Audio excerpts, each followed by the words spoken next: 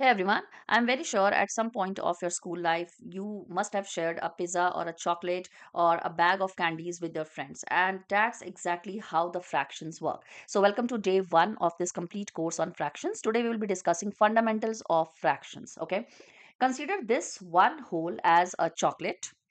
If I want to divide this one whole chocolate with my friends, I will cut it exactly into two equal parts, and my two equal parts would come out to be like this. All right.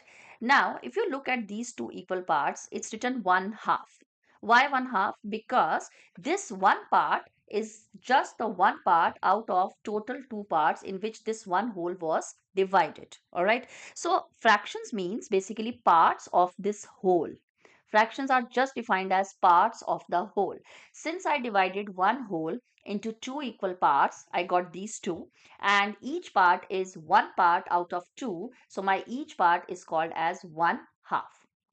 But what if I divide this one whole in three equal parts? So that's my first part, second one, and then I have my third part. And see, one third, one third, one third. Why one third? Because this one part is actually one part out of the three equal parts in which this one was divided, one whole was divided.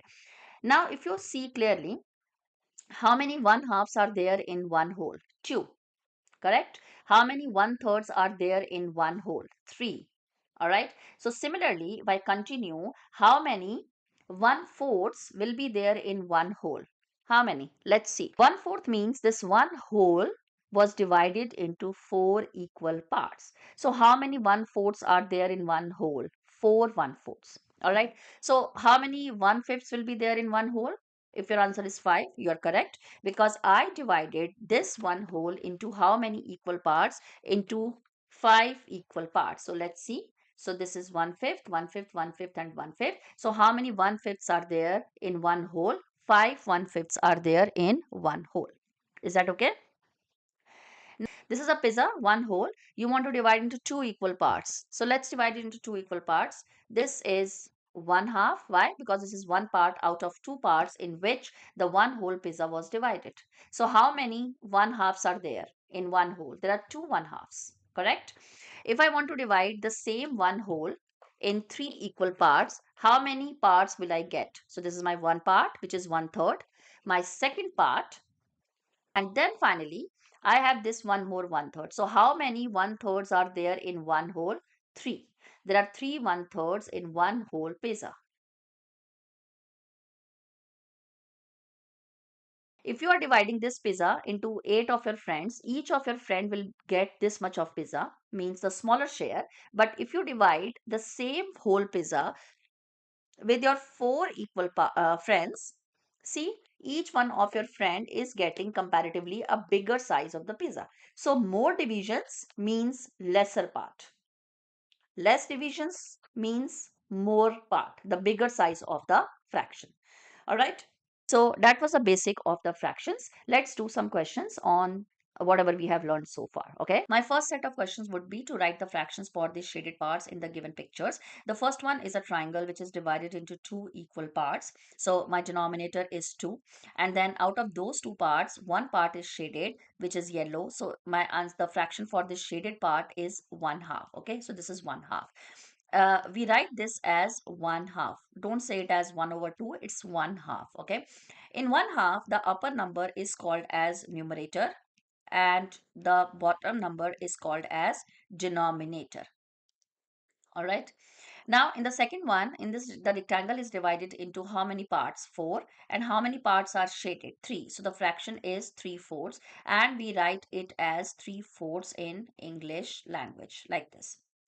The last circle is divided into 8 equal parts, and how many are shaded? 1, 2, 3, 4, 5. So 5 parts are shaded. So the fraction for the shaded part is 5/8. And if somebody asks you how many are unshaded part, then it is 1, 2, 3. So the unshaded fraction is 3/8. So this is the fraction for the unshaded part. All right. Now, my next set of questions would be when we are considering the whole set, okay, not a single picture, the whole set of pictures.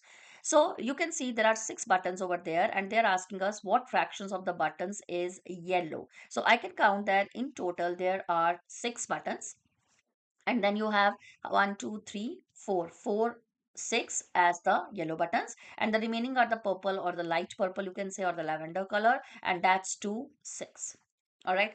Now in this set of the stars, you need to shade 3 sevens. Okay. So 1, 2, 3, 4, 5, 6, 7, 7 total stars, and I need to shade 3 of them. So let's shade. So this is 3, 1 sevens. Okay. Don't mind my curling. It's not, I know it's not that smooth and nice. 1 seventh, 2 sevens, and I need 3 sevens. So these are my 3 7 stars which are shaded. All right, all good.